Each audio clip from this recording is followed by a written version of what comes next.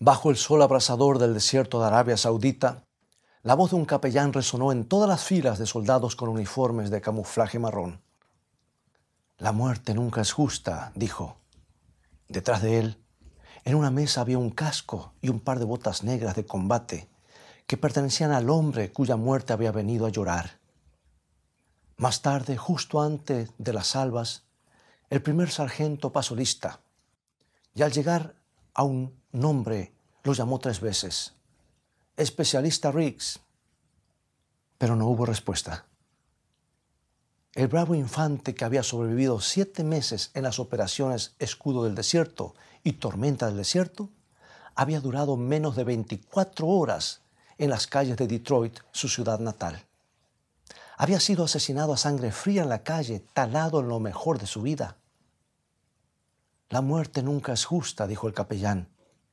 Y sus palabras hicieron que muchos se preguntaran, ¿por qué? Si Dios gobierna desde los cielos, ¿por qué aquí abajo en la tierra suceden tantas cosas que nos parecen injustas? Ve por tu Biblia y en un momento más regresaré.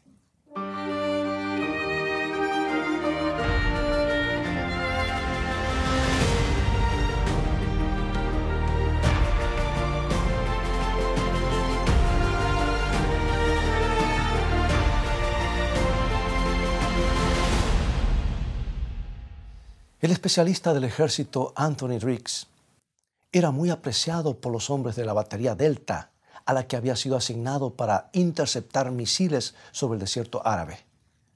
Era una persona sociable y muy trabajadora. Sus compañeros lo llamaban bombilla de luz. Su batallón fue el que derribó más misiles en el escenario saudita. Anthony se había preparado bien para la acción. Bombita de luz no sabía el significado de correr a protegerse. Tenía una confianza especial. En una de las cartas a su familia escribió: no hay ninguna posibilidad de que muera en este país. Por la gracia de Dios y su guía, caminaré nuevamente sobre el suelo de mi país. Para Anthony, la confianza en Dios no era un reflejo bajo el fuego. Había pertenecido a un grupo musical evangelizador en los Estados Unidos. Su pastor opinaba que era una persona cálida y gentil. Y hablando de Anthony, dijo: era la clase de persona que enfrenta sus desafíos y lo hace de inmediato. Bien, Anthony Riggs sobrevivió a la guerra y fue recibido en su pueblo como un héroe. Al día siguiente de su regreso a casa, comenzó a cargar una camioneta de alquiler con las pertenencias de su esposa. Unos vendedores de droga se habían mudado a su vecindario en el noreste de Detroit. Y Anthony planeaba mudarse con su esposa y su hijastra Amber a una zona mejor en los suburbios. Aquella tarde jugó con Amber y luego durmió una siesta. Y a eso de las 2 de la mañana estaba sufriendo de insomnio por el cambio de hora y decidió terminar de cargar las cosas en la camioneta. Poco después se escucharon 5 disparos. Un vecino corrió de inmediato y lo vio extendido boca abajo con la cabeza contra el borde de la acera. Anthony Riggs jadeaba tratando de respirar. Tosió y luego murió en la oscuridad. Y en todas las casas de Conley Street ondearon cintas amarillas en su honor. Fue un hecho terriblemente trágico y sin sentido.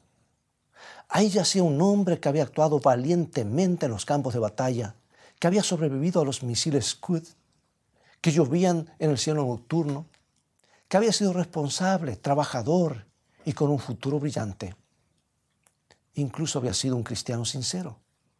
Y muchas personas se preguntaron, ¿por qué él, habiendo tantas personas? ¿Por qué Anthony Riggs?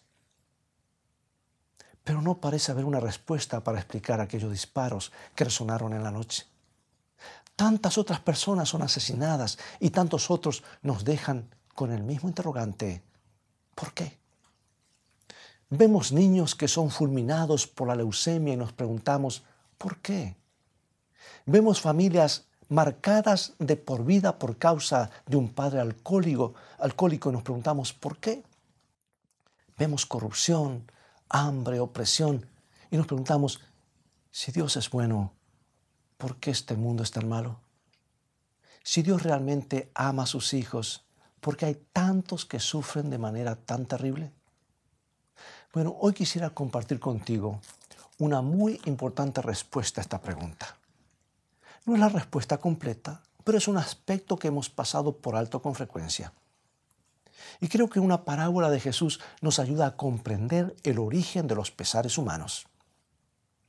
El maestro habló acerca de un campo que había sido labrado y preparado para la siembra, y descubrió a un hombre bueno que plantaba la semilla en el campo con la esperanza de tener una cosecha abundante.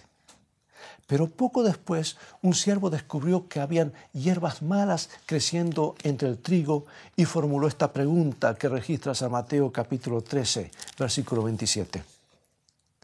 Señor, ¿no sembraste buena semilla en tu campo? ¿De dónde pues tienes cizaña? Esa es la pregunta que todo ser humano enfrenta en algún momento de la vida. Si Dios es bueno, si ha hecho este mundo para felicidad de sus hijos, ¿por qué vemos tanta cizaña?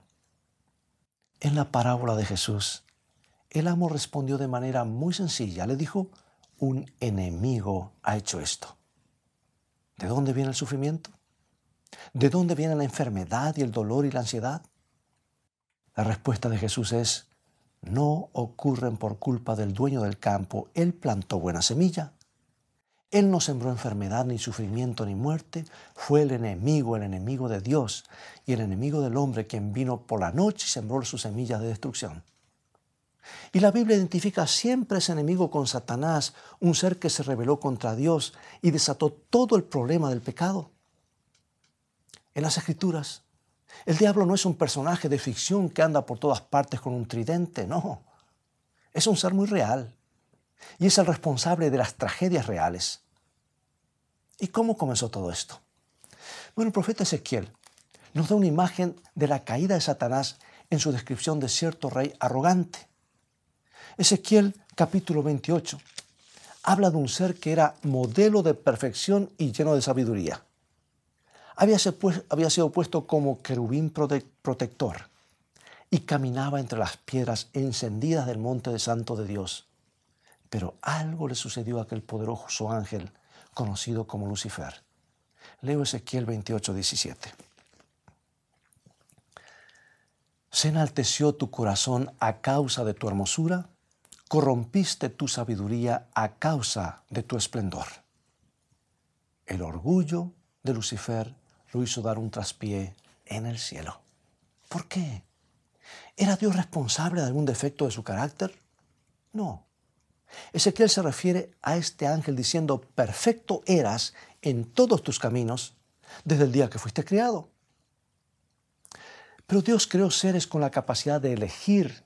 Dios no quería que los seres angélicos le obedecieran porque se vieran obligados a hacerlo.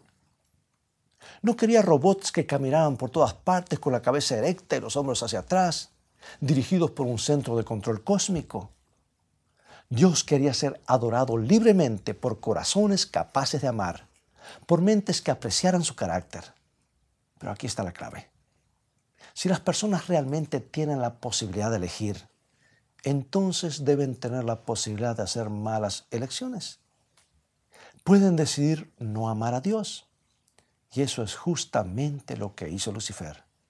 Satisfizo su orgullo, comenzó a envidiar el poder de Dios e instigó a la rebelión. El profeta Isaías nos cuenta los trágicos resultados. En Isaías capítulo 14, versículos 12 al 14. ¿Cómo caíste del cielo, oh lucero, hijo de la mañana? Cortado fuiste por tierra. Tú que decías en tu corazón, subiré al cielo, en lo alto, junto a las estrellas de Dios, levantaré mi trono y seré semejante al Altísimo. Lucifer fue expulsado del cielo porque quedó atrapado con el yo. No estaba conforme con el papel privilegiado que se le había otorgado en las cortes celestiales. Quería usurpar ahora el lugar del Todopoderoso. Lucifer hizo elecciones erróneas. Tenía la libertad para hacerlo. Dios no es responsable por el pecado de la misma manera en que no es responsable de las borracheras por el hecho de haber creado las uvas. Sin embargo, esto nos conduce a otra pregunta. Si Dios es amor, y si Él sabía que Satanás iba a acarrearle tanta miseria al universo, ¿por qué no lo destruyó desde el principio? Bien, el hecho es que Dios podría haber destruido a Lucifer en el mismo momento en que había comenzado a tener pensamientos de envidia. Podía haber detenido la rebelión en el arranque. Pero piensa por un momento el mensaje que hubieran recibido todos los demás ángeles. Una ilustración del gobierno puede ayudarnos a entender. Imagina que el presidente de tu país está sentado en su oficina gubernamental y ha sido atacado por un poderoso miembro de su gabinete. Esa persona lo acusa de ser injusto, arbitrario y dictatorial. Sostiene que el presidente no tiene para nada presente los intereses de los ciudadanos, sino que usa su oficina para sus propias ambiciones egoístas. Ahora, si los cargos son falsos, ¿cómo debería responder el presidente? ¿Qué pasaría si convocara un escuadrón antiterrorista para perseguir al consejero?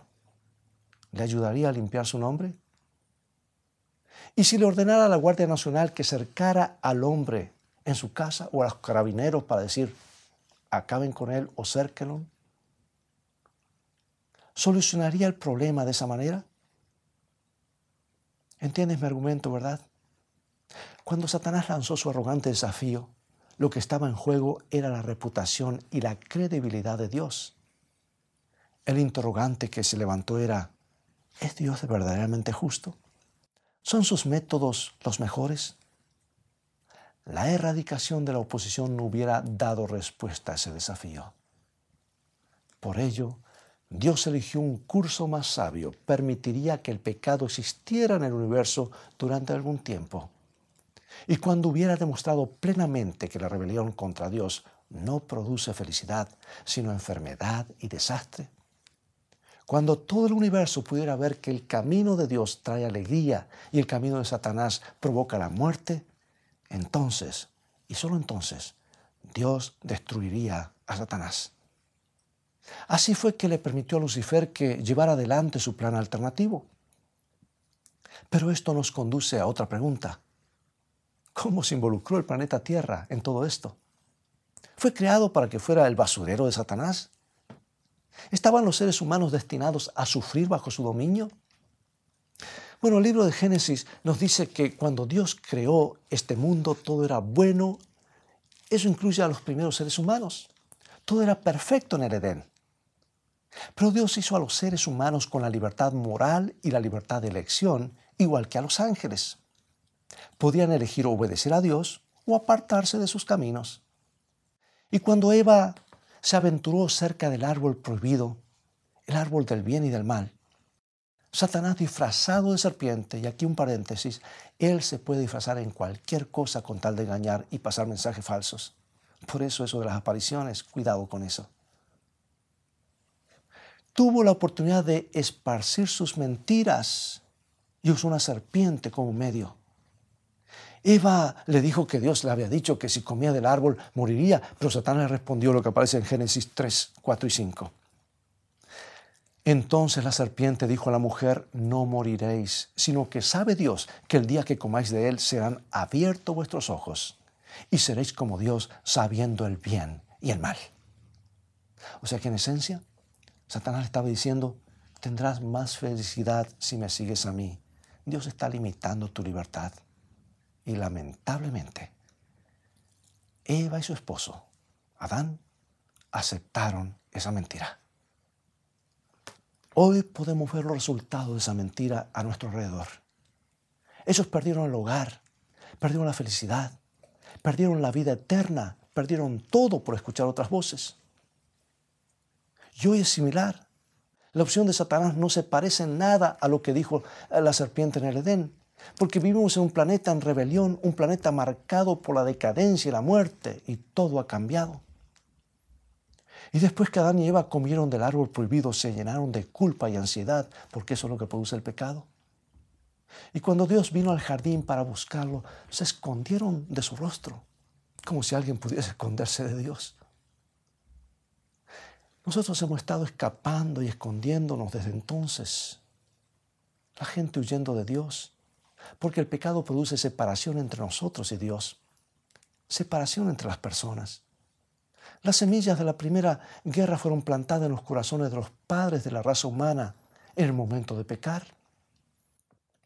La razón por la que hay abusos en los hogares, la razón por la que hay violencia en las calles, la razón por la que hay tanta animosidad en este mundo es porque el pecado ha infectado el corazón humano. Y cuando el hombre se separa de Dios, también comienza a separarse de sus semejantes y vienen los problemas y las guerras. Y a la corta, la propuesta de Satanás produce la muerte. Todas las tumbas que vemos, escucha bien, todas las tumbas que vemos son una confirmación de su gran mentira: no morirás. El pecado produce la muerte física, emocional y espiritual. Pero Dios no nos abandonó a nuestra suerte por causa de la rebelión de la raza humana. Desde el mismo principio, cuando el pecado entró en nuestro mundo, Él tenía un plan y nos mostró cuál sería la salida. Dios le dio a la serpiente el mensaje de advertencia que se encuentra en Génesis 3:15 y que da origen al gráfico que está detrás de nosotros, donde aparece los pies de nuestro Salvador aplastando, pisando la serpiente. Dice 3:15, enemistad pondré entre ti y la mujer y entre tu simiente y la simiente suya. Esta te herirá en la cabeza y tú le herirás en el calcañar. Esa promesa significa que no seguiremos siendo víctimas de la serpiente, Satanás. Dios pondrá enemistad entre nosotros y el maligno. Y debemos orar por eso. Podemos escapar de su dominio. ¿Y cómo sucedería esto? Sucedería por medio de la simiente de la mujer, el prometido, Jesucristo. Él vendría a herir la cabeza de la serpiente en la cruz. Él destruiría el poder opresor de Satanás. Y ahora, para concluir, amigo y amiga, si alguna vez te preguntaste por qué Dios no hace algo para solucionar la enfermedad y el pecado y los dolores en nuestro mundo, la respuesta es que Él ha hecho mucho. Ha dado todo al darnos el don de su Hijo. Jesús puede darnos la capacidad de vivir triunfantes aún en un mundo dominado por el pecado. Déjame darte un ejemplo maravilloso de cómo sucede esto. Hoy comenzamos con la tragedia de Anthony Riggs y me gustaría terminar con el triunfo de Juan. También estuvo en una guerra. Fue piloto en Vietnam. Pasó 5 años y medio como prisionero de guerra en Hanoi, donde él y muchos otros pilotos debieron soportar un sufrimiento terrible. Pero hubo un día en que este hombre recuerda claramente cuando salieron de su situación de abuso y aislamiento. Fue la víspera de la Navidad de 1971. Pocos días antes, Juan había tenido una Biblia por algunos momentos. Copió frenéticamente todos los versículos que pudo de la historia del nacimiento de Jesús antes de que el guardia se aproximara y le quitara el libro. Y llegada esa noche especial, los hombres decidieron tener su propio servicio navideño. Comenzaron con la cena del Señor y cantaron villancicos navideños. Juan leyó porciones del Evangelio de Lucas entre himno e himno. Los hombres estaban nerviosos. Recordaron el tiempo casi un año antes cuando los guardias habían irrumpido en su servicio religioso secreto y habían comenzado a golpear a los 3 hombres que oraban. Los arrastraron hasta un confinamiento solitario. A los demás los encerraron en celdas de 1 metro por 1,50 metros durante 11 meses. Pero los prisioneros querían cantar aquel día, a pesar de todo. Y comenzaron: venid fieles todos, venid a adorar. Cantaban en un susurro débil, sin quitar la vista de los barrotes de las ventanas. Acurrucados bajo una bombilla eléctrica, parecían una congregación lastimera. Esos hombres que habían sido oficiales magníficos, ahora parecían demacrados y quebrantados. Estaban temblando en el húmedo aire nocturno. Muchos padecían fiebre. Otros caminaban encorvados por causa de las torturas. Otros cojeaban con muletas improvisadas, pero continuaron cantando: venid, venid a Belén, venid a contemplarlo, al Rey de los Reyes, al Rey de los Ángeles. Y a medida que se desarrollaba el servicio, los prisioneros cobraron valor, sus voces se elevaron más alto, hasta que llenaron la celda con "se oye un canto en alta esfera en los cielos, gloria a Dios". Algunos estaban demasiado enfermos y no podían pararse, pero otros los ayudaron a subir una plataforma y colocaron mantas sobre sus hombros temblorosos. Todos querían unirse en los cánticos que los hacían sentir gozosos y triunfantes. Y cuando llegaron a noche de paz, las lágrimas rodaron por sus rostros barbudos. Y Juan le llamamos, que hoy el senador John McCain escribió esto. De pronto estábamos a 2000 años de distancia en medio de una villa llamada Belén. Y ni la guerra, ni la tortura, ni la cárcel pudieron apagar la esperanza que había nacido en aquella pacífica noche tanto tiempo atrás. Cuando los prisioneros en aquella celda en el norte de Vietnam cantaron con toda el alma la estrofa final, noche de eterno fulgor, se dieron cuenta de que se había operado una transformación. John McCain le dijo de esta manera, lo escribió de esta manera: habíamos olvidado nuestras heridas, nuestra hambre, nuestro dolor. Elevamos oraciones de gratitud por el Cristo niño, por nuestras familias y hogares. Tuvimos el sentimiento absolutamente agradable de que habíamos sido liberados de nuestras cargas. En un lugar destinado a convertir a los hombres en animales, nos aferramos los unos a los otros y nos contagiamos de valor. ¿Qué palabras de ánimo podemos compartir en este mundo donde abundan las hierbas malas? ¿Podemos elevar un cántico de victoria? ¿Podemos elevar un cántico desafiante contra el enemigo que ha hecho todo esto? Porque sabemos que Dios ha unido su vida a la nuestra. Vino a este mundo y sufrió con nosotros, y algún día triunfaremos con Él. Sí, gozosos y triunfantes, aún en medio de las penas y los sinsabores. Ese es nuestro privilegio. Vivir de esa manera es nuestro privilegio si colocamos nuestra fe en el Rey de Reyes, que nació aquella noche de paz en la pequeña aldea de Belén. Se acerca el día de la victoria. En este mundo todavía hay injusticias, pero podemos confiar que Dios es justo. Él ahora mismo está llevando a cabo el juicio de los siglos, enderezando las cosas. Él va a enderezar todo. Ten confianza, las cosas han de terminar bien. Es más, sabemos que han de terminar bien porque así lo dice su palabra y Dios siempre dice la verdad. Jesús ha de restaurar todas las cosas a su normalidad, a lo que fue antes que perdamos todo por las mentiras del diablo. Mientras tanto, ha de estar muy cerca de ti y muy cerca de mí, de cada uno de sus hijos. Escucha esta descripción que hace mi autora favorita en las últimas páginas del librito, mi librito favorito después de la Biblia, El Camino a Cristo, página 127. Miremos los monumentos conmemorativos de lo que Dios ha hecho para confortarnos y salvarnos de la mano del destructor. Tengamos siempre presente todas las tiernas misericordias que Dios nos ha mostrado, las lágrimas que ha enjugado, las penas que ha quitado, las ansiedades que ha alejado, los temores que ha disipado, las necesidades que ha suplido, las bendiciones que ha derramado, fortificándonos así a nosotros mismos, para todo lo que está delante de nosotros en el resto de nuestra peregrinación.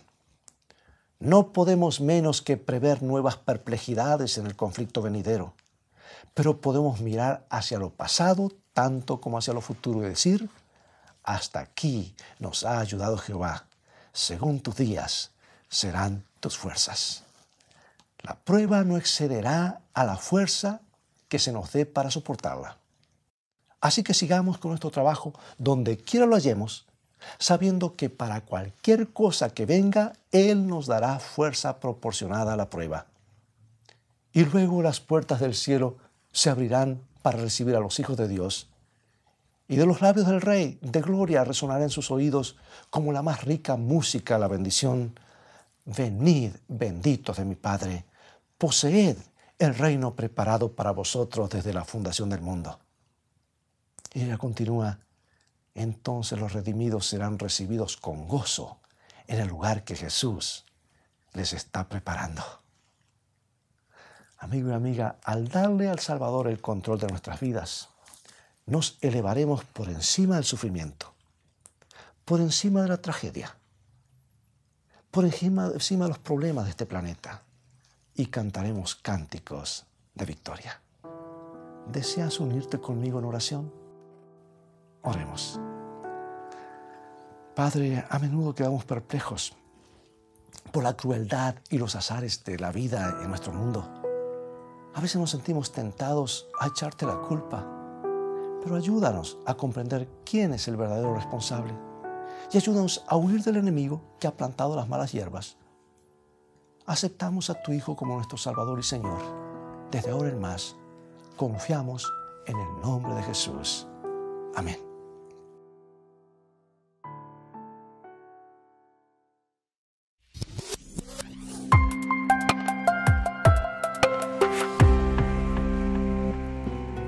Querido amigo y amiga, hoy te quiero presentar el nuevo curso bíblico Un futuro con esperanza.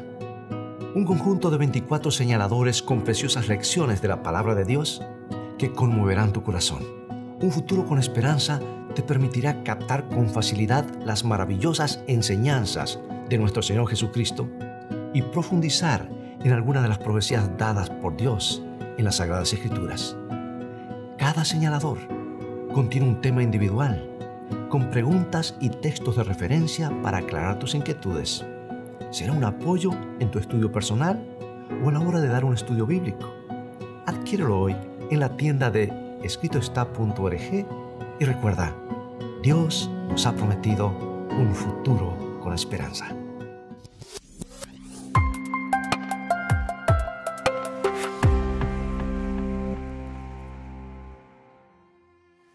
Ha llegado el momento de despedirnos. Lamentablemente es todo el tiempo que tenemos por hoy. Será Dios mediante hasta el próximo programa. Te invito a continuar estudiando los mensajes de esperanza de la palabra de Dios. Así que visítanos en nuestro sitio de internet, Escrito Está, donde podrás obtener una variedad de estudios bíblicos que te ayudarán en tu crecimiento espiritual y en tu caminar diario con Dios. Que el Señor te bendiga y recuerda, escrito está: no solo de pan vivirá el hombre, sino de toda palabra que sale de la boca de Dios.